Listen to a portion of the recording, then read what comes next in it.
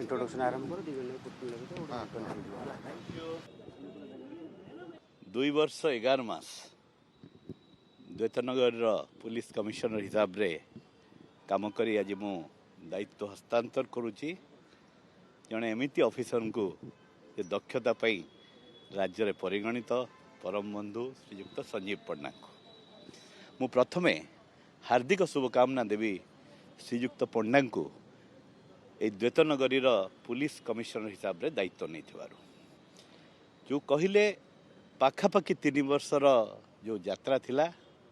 अत्यंत सैटिस्फाइंग थिला किंतु एथिपाई मु निर्दिष्ट भाव में सर्वप्रथमे ए द्वैतनगर जनसाधारण को मोर हार्दिक कृतज्ञता जनईबी जे प्रत्येक क्षेत्र में आमको सहायता करी आछंती पुलिस को जनाभिमुखी हवा को हेले जनसाधारण सहयोग सबुबले एकांत काम्य आ विगत यात्रा रे ए सहयोग मु अकुंठ भाव में पाई। द्वितीय जो मोर ग्राटिट्यूड व्यक्त करी राज्य सरकार पाखरे जे जो माने एते विश्वास सहित एते गोटे गुरुत्वपूर्ण दायित्व मते देइथिले आ सबुबले पुलिस पाई जो काम केमती हेई पारिबो सबुबले आगभर होते जो ए कमिशनरेट बहुत आगे अंतत पक्षे यदि मोर यात्रा कहे अनेक जिनस राज्य सरकार करुणारू पाइचु जो कि कमिशनरेट आज जो कहती रुद्धिमंत हो। तृतीय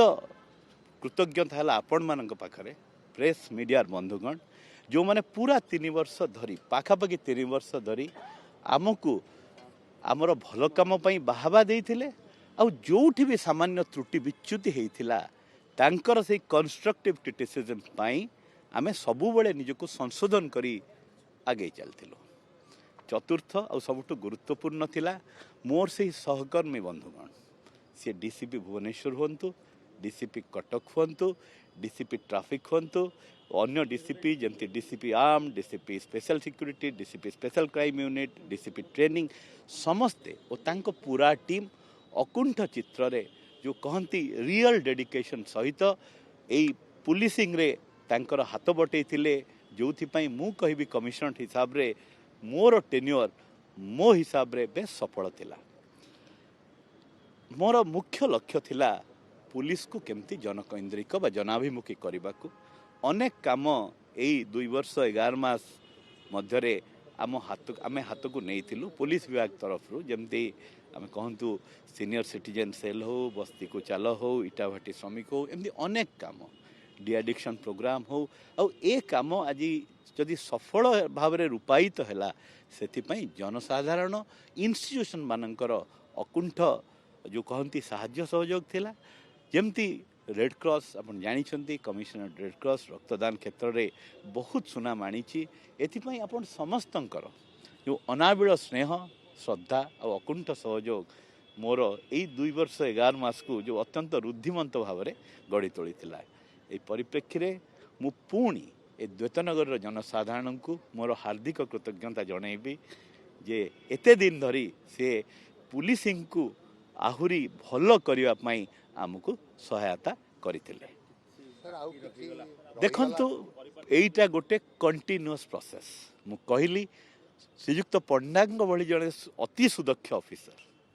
सी आसी जदि भी किछि काम आमर रही जाइछि बा ऑनगोइंग काम रही सी तो निश्चय भाव में ताको आग को नेबे एमिति भी मोर बंधु सी